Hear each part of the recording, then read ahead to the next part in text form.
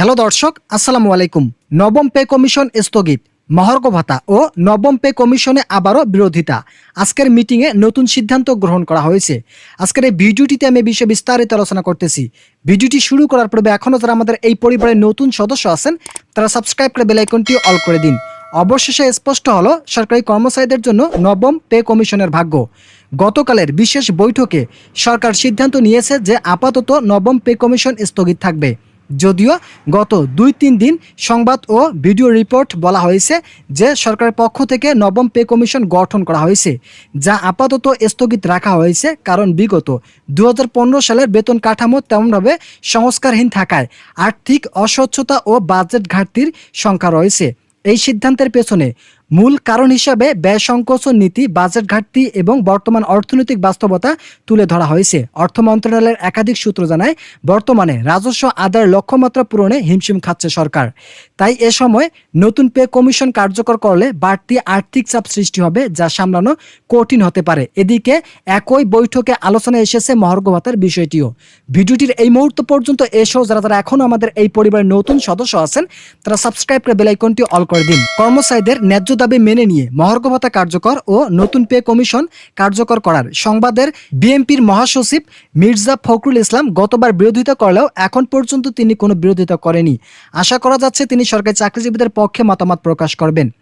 তবে তার মতে দুর্নীতিগ্রস্ত অর্থনৈতিক কাঠামো ঠিক না করে শুধুমাত্র বেতন বা ভাতা বাড়ানোর কোনো দীর্ঘমেয়াদী সমাধান নয়। সরকারের উচ্চ পর্যায়ের এক বৈঠকে অর্থ উপদেষ্টা, পরিকল্পনা উপদেষ্টা ও জনপ্রশাসন সচিব সহ সংশ্লিষ্ট মন্ত্রণালয়ের শীর্ষ কর্মকর্তারা উপস্থিত ছিলেন। বৈঠকে জানানো হয়, নবম পে কমিশনের মাধ্যমে বেতন কাঠামোর ব্যাপক পরিবর্তনের চিন্তা থাকলেও এখনই সেটি বাস্তবায়ন উপযোগী নয়। তবে ভবিষ্যতে বাজেট কাঠামো মজবুত হলে এবং রাজস্ব আদায় সন্তোষজনক পর্যায়ে গেলে পুনরায় কমিশন কার্যকর না করায় বিষয়ে সিদ্ধান্ত নেওয়া হবে। অন্যদিকে শিক্ষক, সরকারি কর্মকর্তা, কর্মচারী, স্বাস্থ্যকর্মী সহ বিভিন্ন পেশাজীবী সংগঠনের পক্ষ থেকে দীর্ঘদিন ধরে পে কমিশন ও মহার্ঘ ভাতা বাস্তবায়নের দাবি জানানো হচ্ছিল।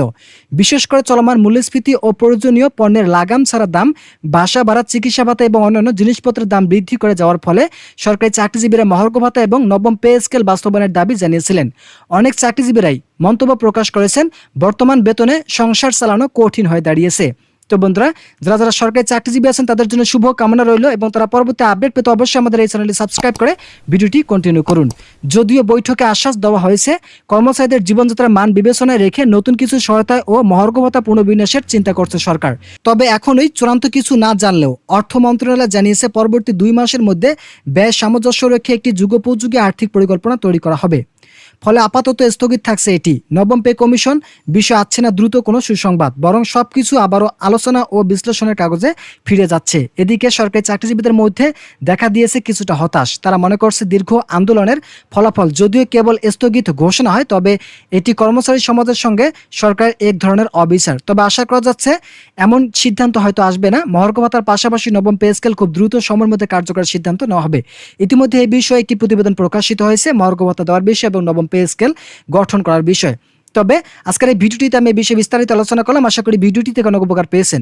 যদি উপকার পেয়ে থাকেন তাহলে অবশ্যই চ্যানেলটি সাবস্ক্রাইব করে পাশে থাকা বেল আইকনটি অল করে দিন। তো বন্ধুরা, আজকের এই ভিডিওটি পর্যন্ত ভালো থাকুন, সুস্থ থাকুন।